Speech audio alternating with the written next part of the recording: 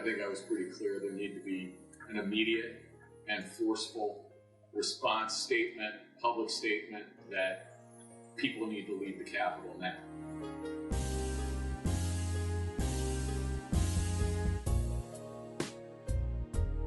Do you believe, Jared, that the president has an obligation to ensure a peaceful transfer of power? Yes. And do you think the president has an obligation to defend all three branches of our government? I believe so. And I assume you also would agree the president has a particular obligation to take care that the laws be faithfully executed. That is one of the president's obligations, correct. I think the question is, did you believe that the tweets were not anything about your advice to the president? No, I believe more needed to be done. Okay? I believed that a public statement needed to be made.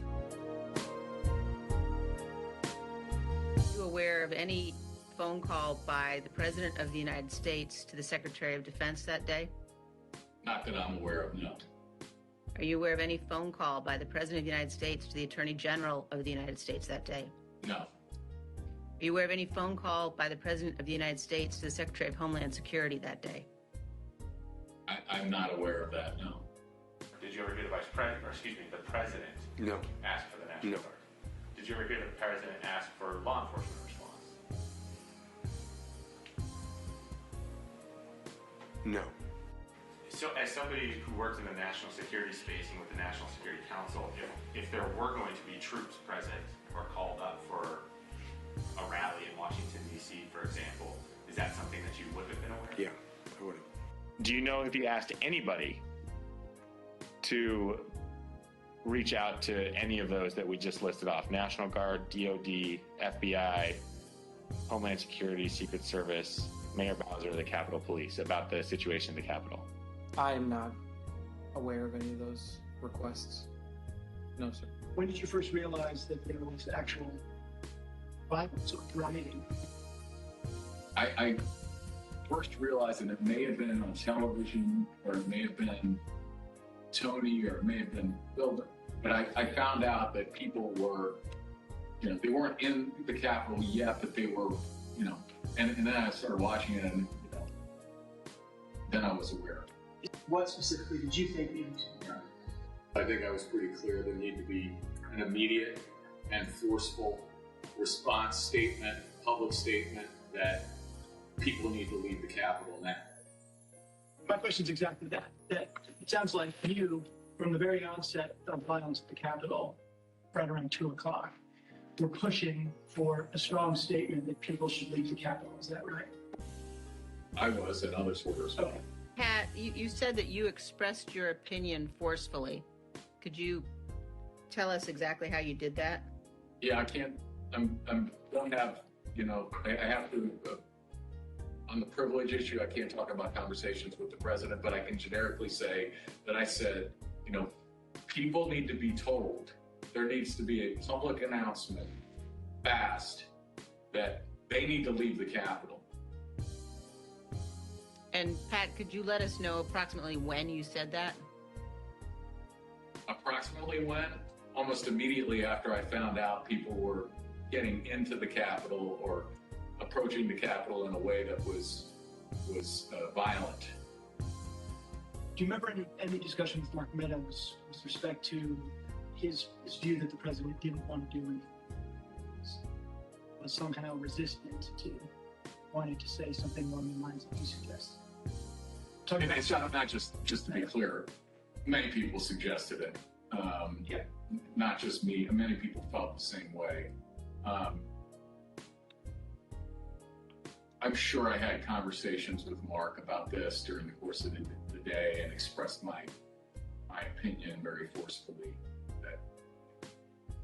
that this needs to be done. So your advice was to tell people to leave the Capitol, and it took over 2 hours when there were subsequent statements made, tweets put forth that in your view were insufficient. Did you continue, Mr. Cipollone, throughout the period of time up until 417 continue, you and others, to push for a stronger statement. Yes. Were you joined in that effort by Ivanka Trump? Yes. By Eric Hirschman? Yes. By Mark Meadows? Yes. Do you believe, Jared, that the president has an obligation to ensure a peaceful transfer of power? Yes. And do you think the president has an obligation to defend all three branches of our government? I believe so. And I assume you also would agree the president has a particular obligation to take care that the laws be faithfully executed. That is one of the president's obligations, correct?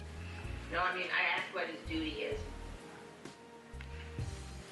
Well, I mean, there's a constitutional duty. What he has, he's the commander-in-chief.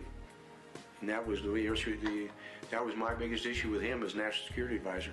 I think the question is, did you believe that the tweets were not anything about your advice to the president?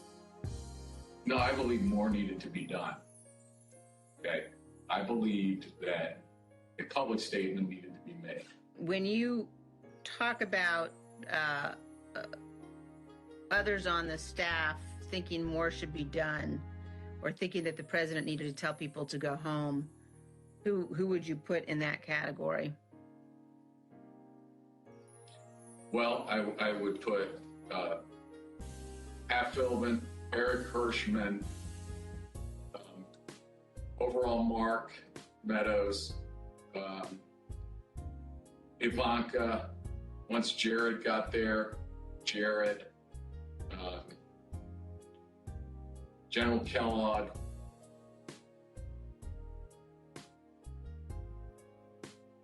I'm probably missing some, but those. Kaylee, I think, was there, but I don't. Dan Scavino. And who on the staff did not want people to leave the Capitol? On the staff? In the White House, how about? I can't think of anybody, on that day who didn't want people to get out of the Capitol once particularly once the violence started. No. I mean,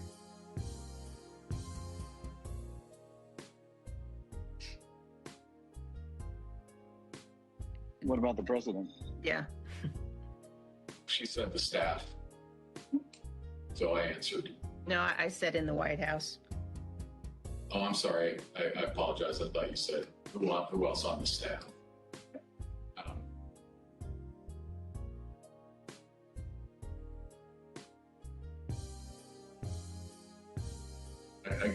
I can't reveal communications, but obviously I think,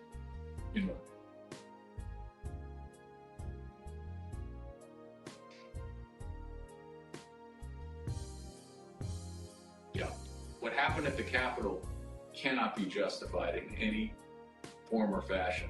It was wrong and it was tragic, and it was a terrible day. It was a terrible day for this country. I thought it was inappropriate. Why? To my mind, it was a day that should be remembered in infamy. That wasn't the tenor of this tweet.